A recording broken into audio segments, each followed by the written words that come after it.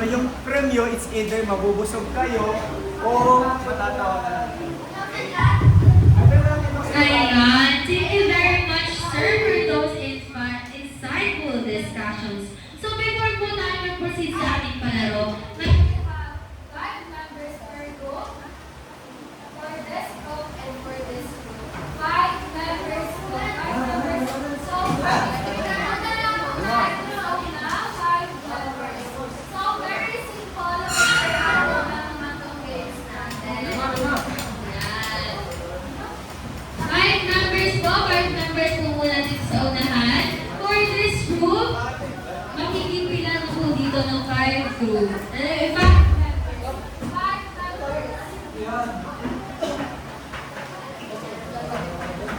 Meron na po bang 5 members each group? For this group, ilan na po kayong members dyan?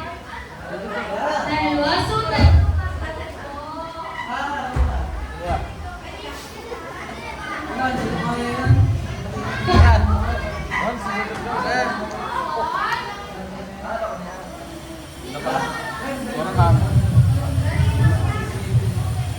ayan. So, before na... Ano muna yun? Kaya panalo na kami, wala na babalik. Panalo na kami. Oh, naman kayo! There I was. Usod tayo sa munggi.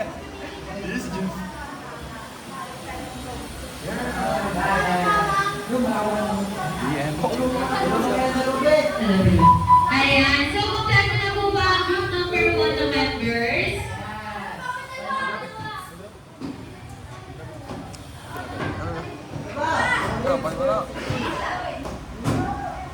Ayan.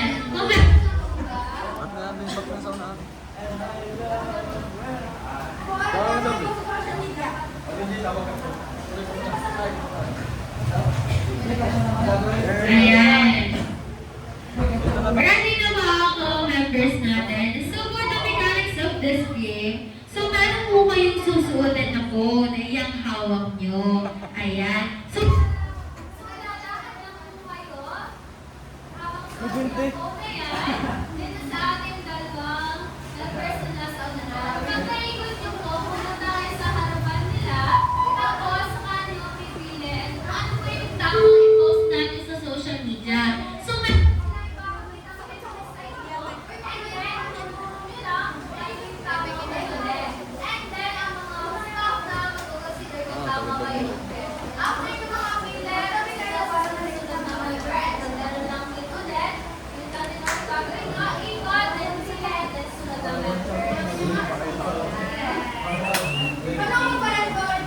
So, ready na ba mga members natin? Ready. Yan. So, technical. Sounds. Kasi ang habang naalala ko, mag-play po kayo ng sounds. Alright. So, ready na po ba? Ayan, ready na.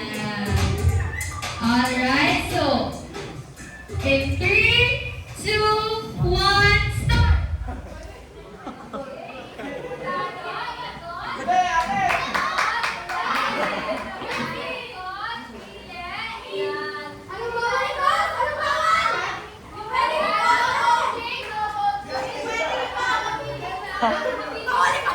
Baba, baba! Sa baba!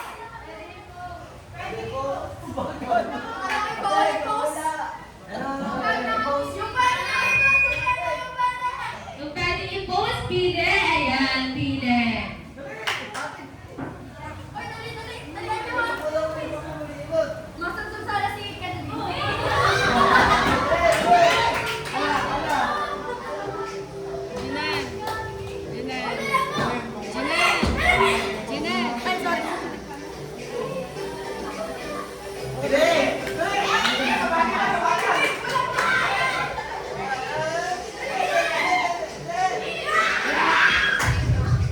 Ayan, so dapat so lahat po ng mga members dapat mabilis at tama yung pipiliin ninyo. So pwedeng may mauna pero mali naman yung or konti lang yung points nila. Kasi mali, kaya dapat tignan nyo mabuti. Ayan.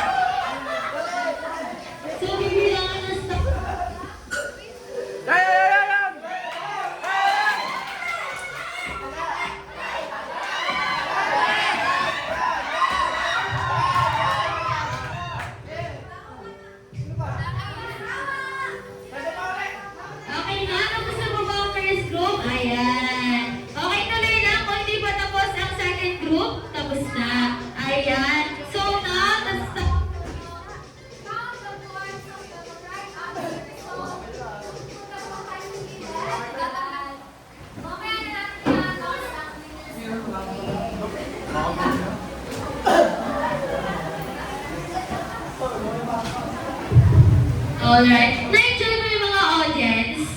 Natignan nyo ba kung tama yung mga pinili nila? Natignan nyo?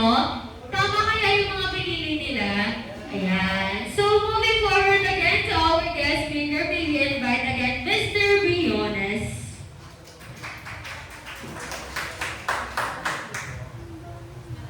Hello.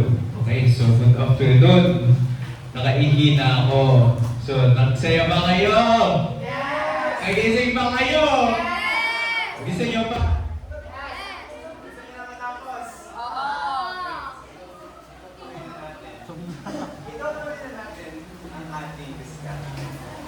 So, saan tayo na-stop? Yan, sa digital. So, digital footprint. O sige nga, kung naganahan ang lahat, maaari ba makahingi ng isang mambabasa? Mambabasa? Yes! Yes! Yes! Hello. Okay, sir. Babasa mo, sir. A digital footprint is the record of online activity left behind. Okay, so sir, ano mong pangalan niya, sir? Romir. Sir Romir, base sa binasa niyo, ano yung naiintindihan niyo? Explain niyo. The digital footprint daw ay record of online activity left behind. So, binasa mo lang ulit siya ng second time. Gusto niyo bang tulungan ka ng kaibigan mo? Okay, sige. Ano po, ang bibili, ano po, si Patrick Salena. So, Patrick, anong nag-guess mo? Si Romeo. A digital footprint is the record of online activity left behind. Ano yung ibig sabihin? Ano po, dito naka-record yung mga online activities. Thank you very much. So, maraming salamat sa inyong dalawa. Romir and Patrick. Okay. So, again, ito, sinasabi dito, pag sinabi natin digital footprint, para siya yung footprint from the name itself. As the name suggests, footprint. Ito yung history mo, kumbaga. Ito yung mga history mo ng paggamit ng social media o ng any online activities sa iba't ibang website, iba't ibang platform man yan, Facebook, Google Chrome, or browser. Next, it includes posts, searches, messages, photos, and comments. So, syempre, including sa ating digital footprints ang paggamit o pag-post ng iba't ibang bagay, iba't ibang contents, pag-search mo sa Google. Syempre naman, alam naman natin na pag mag-search tayo sa Google Chrome, makikita natin yung online, yung search history natin, di ba? As well as sa YouTube, makikita din natin yung ating search history. So, matanong natin ang isa dito. Okay. So,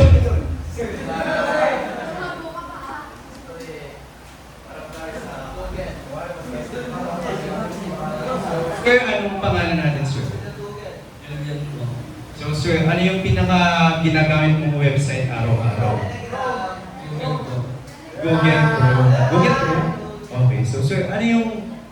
Bakit ka gumagamit ng Google Chrome? Ano yung mga hinahanap mo sa Google Chrome?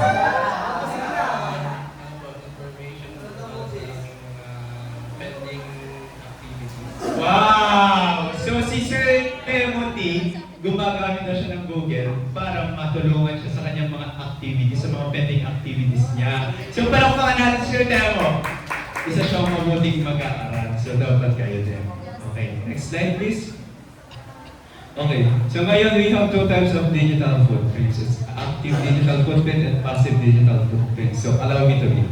So, pag sinabi natin active digital footprint, it is the information you intentionally share, post, uploads, and comments. While on the other hand, passive digital footprints, it is the data collected automatically, cookies, locations, and data.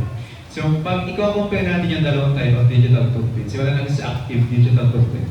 So, pag sinabi natin active digital footprint, it is yung mga actually, obviously, basically, yung mga information, yung mga contents na sineshare natin, o yung mga contents na nagkaroon tayo ng interaction with, such as yung mga website, yung mga posts, o pag nagko-comment ka, o pag naghahanap ka, nagsasearch ka, that is what we call active digital footprints. On the other hand, yung ating passive digital footprints, ito yung mga automatic o yung subconsciously, hindi mo alam na na-acquire mo yung iba't ibang footprint na yun by just visiting some websites, such as yung ating mga cookies and location data. Siyempre, minsan sa pag-search natin ng Google, accidentally, may napipindot tayong mga advertisement.